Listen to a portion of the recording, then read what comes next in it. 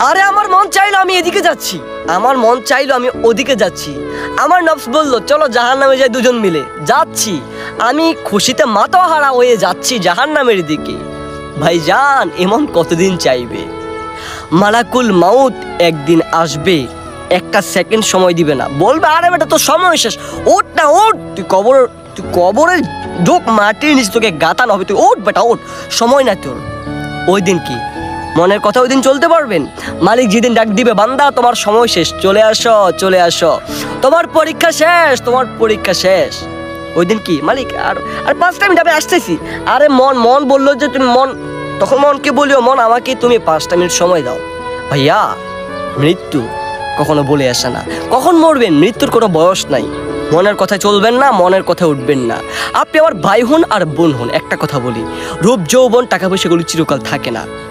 শুনুন, বেঁচে আছেন যতদিন ততদিন ইসলামের বিধান মানুন, আল্লাহ তাআলাকে ভয় করুন, দিনের পথে ফিরে আসুন। ভাই কোনো কিছু ধ্বংস হয়ে যায় না, এগুলোকে আমরা ধ্বংস করে ফেলি। নফসের কোনো দোষ নেই, দোষ হচ্ছে আমাদের। আমরা নফসকে স্পর্ধতা এবং কি আমরা নফসকে নিজের মতো করে ছেড়ে দিই, নিজের মনকে নিজের মতো করে ছেড়ে দিই। তাই বলছি ভরসা আল্লাহ তাআলার উপর সর্বদাই রাখবেন, আর নিজে মনে মনে বলবেন যে ইনশাআল্লাহ আমি পারবো, পরিবর্তন হতে পারবো ইনশাআল্লাহ।